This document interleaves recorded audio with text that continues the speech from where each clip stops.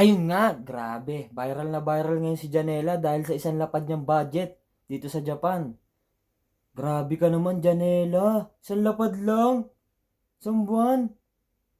Grabe ka naman. Hindi kasya yun. Joke lang, guys. Itong video na to ay hindi ko ginawa para siraan si Janela in Japan. Kasi sa totoo lang, idol na idol ko yan siya. Lagi ko siyang pinapanood. Lahat ng video niya pinapanood ko. Maging ang aking mga background music sa aking mga video, background music niya, doon ko ginaya kasi nga sobrang idol ko siya. Di ba? Kaya itong video na to ay hindi para siraan siya, kundi para ipaliwanag sa inyo kung talagang kasya ba ang isang lapad dito sa Japan na sinasabi niyang naging budget niya. So ayun, halika, papanoorin muna natin yung video. Masyado kayong marami sinasabi. Konnichiwa. Konnichiwa. Konnichiwa.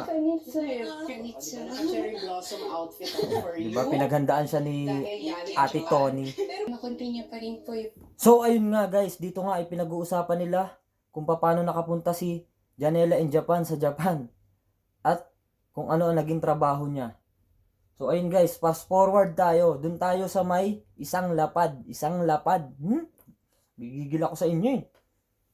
Sarap niyo sikmuraan sa tuhod. So, eto na nga yung isang lapad. Pakinggan nyo mabuti ha. Pakinggan nyo.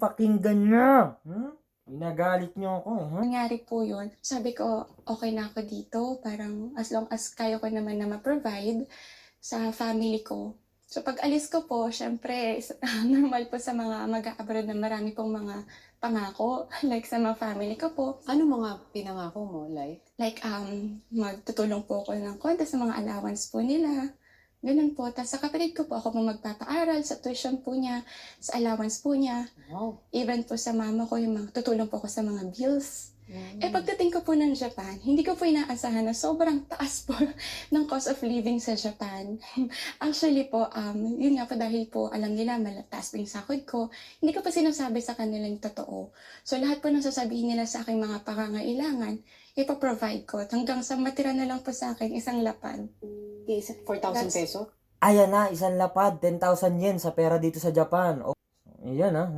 Gigigil talaga ako sa mga napapanood ko ngayon ng mga maiksing clip. Laging ganun. Pag mag-i-scroll ako ng Facebook ko, makikita ko mga clip na maiksi ni Janela in Japan dahil dun sa isang lapad na yan. Grabe kayo. Ang gigil kayo. Gigil talaga ako sa inyo. Sinisiraan nyo yung idol ko. 4,000 mahigit. O, paano ka nabubuhay sa 4,000 pesos? Titipirin po. Sa isang lutuan po ng ulam, para magtatagal na po siya ng ilang araw. Parang ako lang talaga ba? Para maipadala mo yung... Um, Steady ka pala talaga. pero hindi naman po sa sobrang naghirap ako kasi kahit papano po may mga tumutulong naman po. Andyan pa yung husband ko pag nag-short po ako sa budget. Alam mo, pag naging OFW ka talaga, Nakita nyo? Narinig nyo? Pagka nasi-short daw siya, sa isang lapad na budget niya, may mga tumutulong daw sa kanya. So meaning to say, yung isang lapad, hindi talaga kasya sa kanya. May tumutulong sa kanya, ha? Kayo naman, masyado kayo. Ang gigil kayo. gigising ka sa realidad ng buhay. Na sobrang hirap. Ilang taon ka nung naging OFW ka? 24 po, magto-25 po ako nun. Oo, diba? 24, parang namulat ka na dito palang pinagdadaanan. Parang gusto ko rin po, hindi lang nakikita nila sa vlogs ko na masaya ang Japan kapag po travel, pag po mamamasyal ka, kaya ko po siya naging dream country. Pero kapag ka work, dun po talaga na parang walang, kung tutuusin po walang work life. So, ayun nga, narinig nyo na. Hindi talaga kasya yung isang lapad. Kung ano-ano mga iniiyak-iyak nyo dyan. Ha? Isip kayo ng isip, mga wala namang kayong isip kasi isipin mo. Ang dami mong sinabi pero wala ka namang sinabi. Iisip mo yatang pwede kang magdalawang isip wala ka namang isip. Isipin mo yun, mag-isip ka bago ka magkomento. Gigigil ako sa inyo. Alam nyo, yung mga nagkukomento ng ganyan, ha? Alam nyo yung mga utak nyo. Ito, isang butil ng munggo. kalahati pa yung bulok. Komento kayo ng komento. Mga grabe kayo sa idol ko.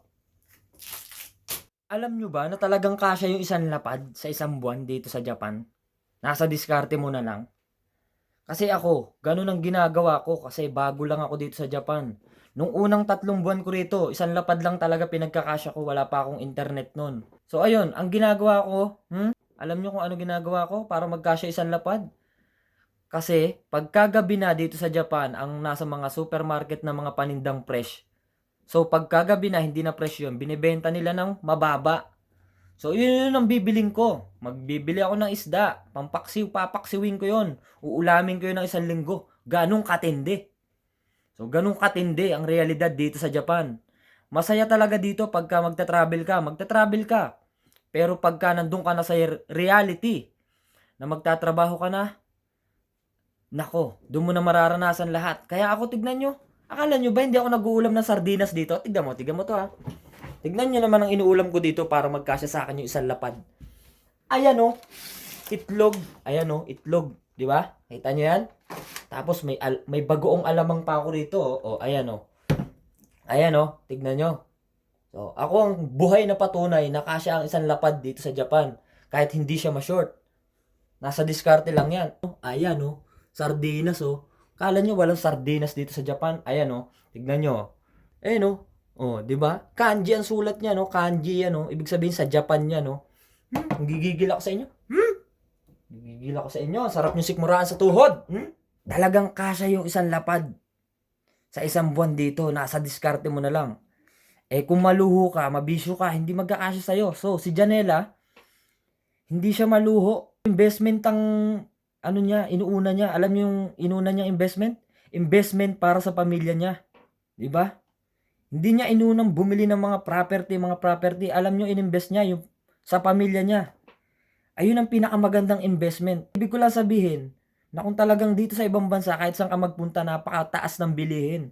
Nasa sayo na lang kung paano mo gagamitin yung pera mong kikitain dito sa ibang bansa. Kung paano mo siya gagastusin, kung paano mo siya titipirin. Nasa sa inyo na lang yun. Nasa lifestyle nyo na lang yun, guys. Kaya sa mga nagtatanong kung kasya ba yung isang lapad, talagang kasya po yun, kahit hindi po siya ma-short. So ayun lang mga sasabi ko. Gigigil talaga ako sa inyo, sisikmuraan ko kayo sa tuhod.